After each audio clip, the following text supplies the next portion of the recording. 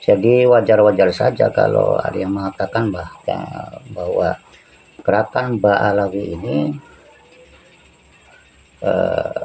dikatakan ingin menguasai Nusantara, ya. Karena dilihat daripada sikap oknum-oknum habaib yang masing-masing itu seolah-olah itu punya tugas. Ada yang mencoba untuk klaim-klaim wilayah-wilayah Nusantara. Ada yang juga mengumpulkan massa, ya, untuk sebanyak-banyaknya, ya, mengikuti apa saja yang dilakukan oleh Habib, gitu ya.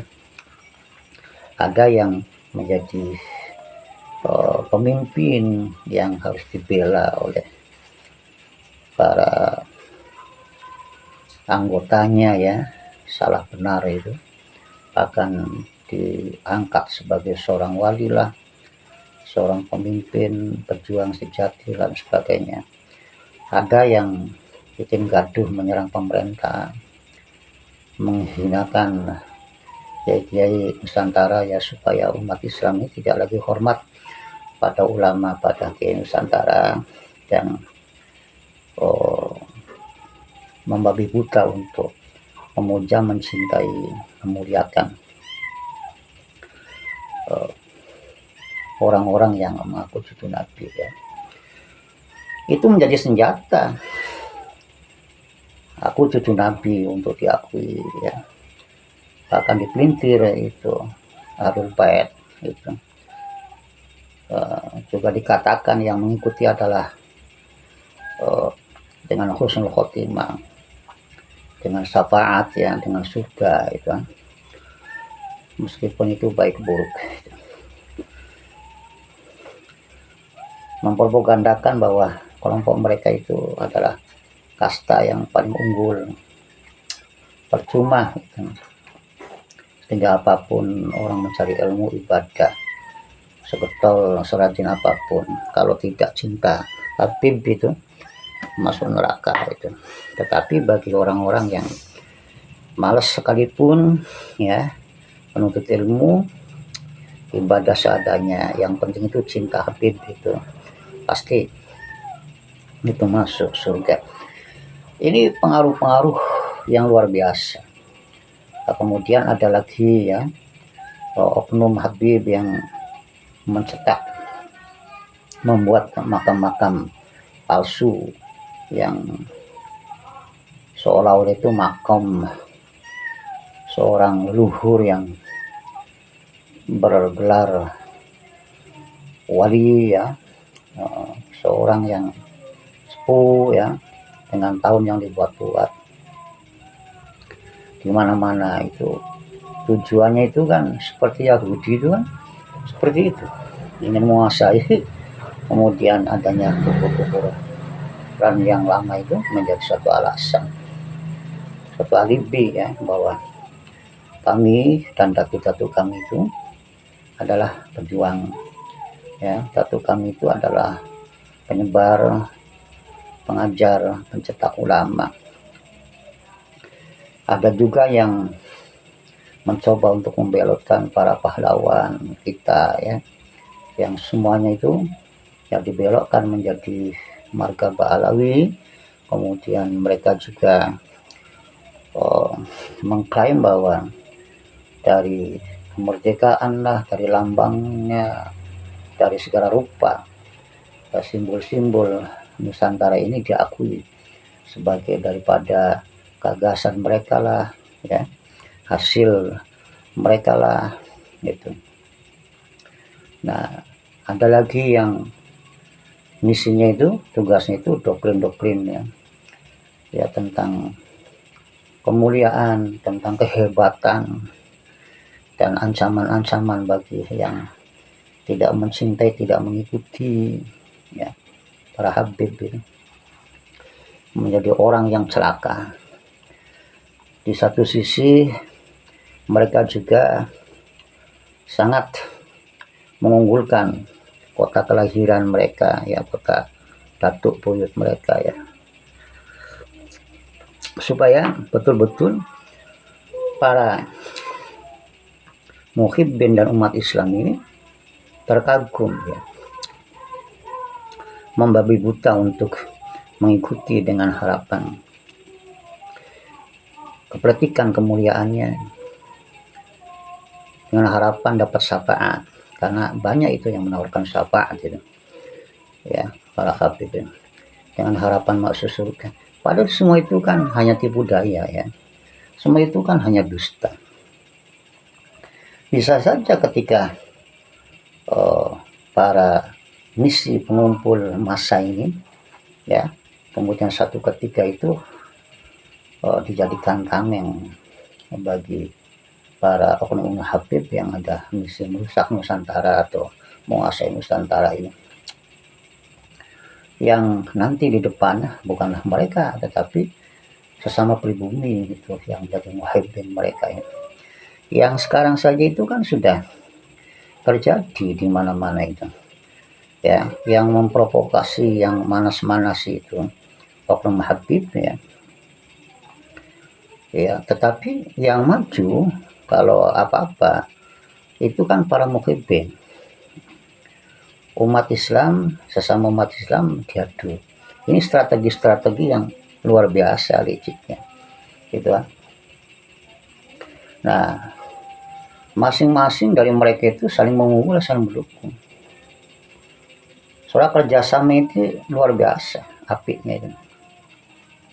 Makanya ketika ada seorang kiai pribumi seperti Kiai Imad itu membongkar segala macam ya, dari nasab sampai tujuan misi mereka di tanah air ini, mereka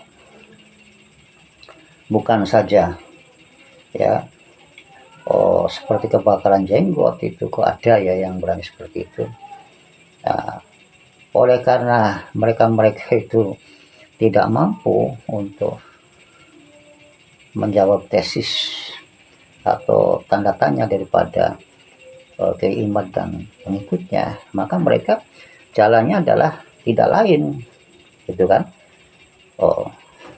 mungkin saja menyewa orang, mungkin saja itu membayar.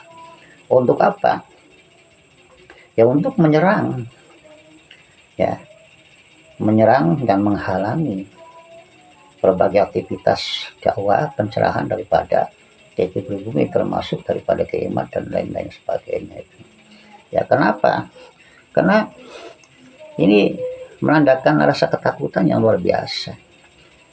Ya, apa yang dilakukan oleh mereka dikhawatirkan nanti buyar kembali ini rencana-rencana itu, kan bisa saja seperti itu. Akibat daripada tesis Kiai Haji Imad sebagai pembuka sekarang sudah melebar kemana-mana, bahkan banyak sudah jutaan ya umat Islam atau muhibbin yang sudah sadar diri gitu untuk kembali kepada kecintaan Nusantara dan bergabung dengan para pejuang Trah Wali Songo.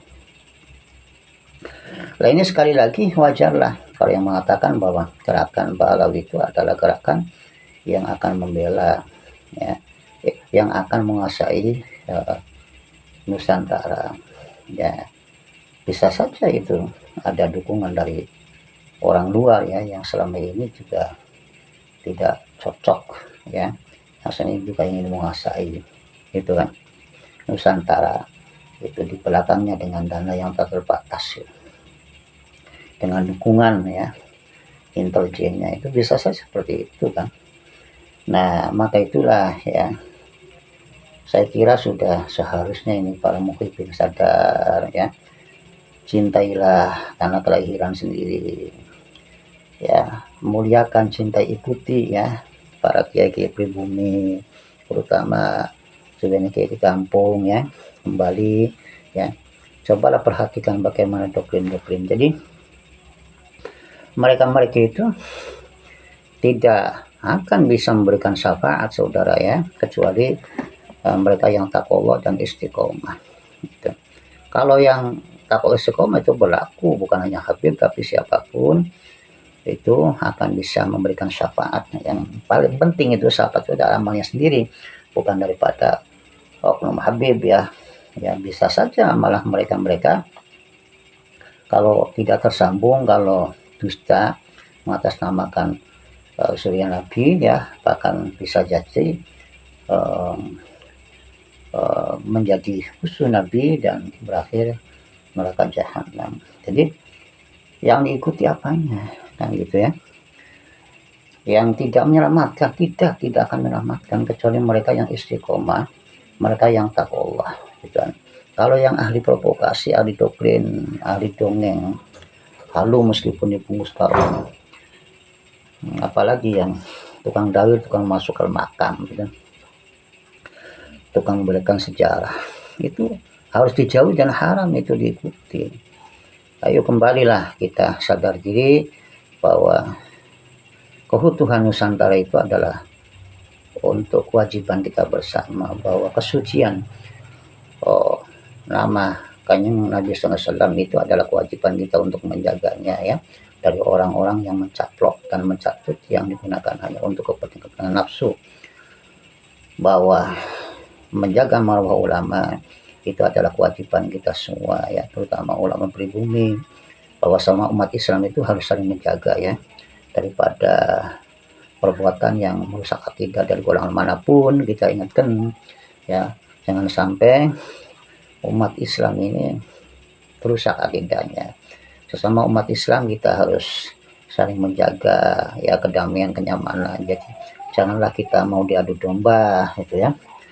Nah, jangan mau kita sang pribumi apalagi ya terhadap hati-hati ya. Hati-hati sebab pejuang Trahwali Songo ini dari Kiai Imad dan lainnya itu banyak sekali ya, kiai-kiai yang alamah, kiai yang punya khususiyah ya, yang bergelar itu juga profesor doktor.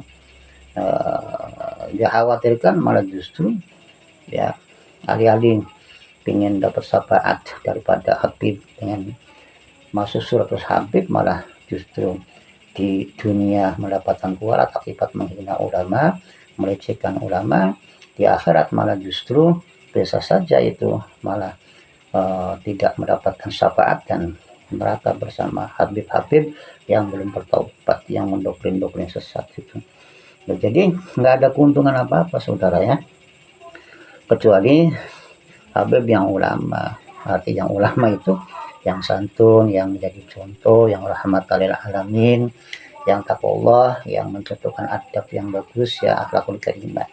Ya silakan aja kalau Habib seperti itu, berarti Habibnya ulama. Jadi bukan kehabibannya yang kita ikuti, tetapi keulamaannya yang istiqomah, ke ulamanya yang penuh kasih sayang, yang lembut ya, yang juga mencontoh kebaikan, memotivasi kita pada kecintaan dan ketaatan Allah, dan pada kecintaan ketaatan memuliakan Kanjeng Nabi Shallallahu Alaihi Wasallam. Demikian ya saudaraku. Assalamualaikum warahmatullahi wabarakatuh.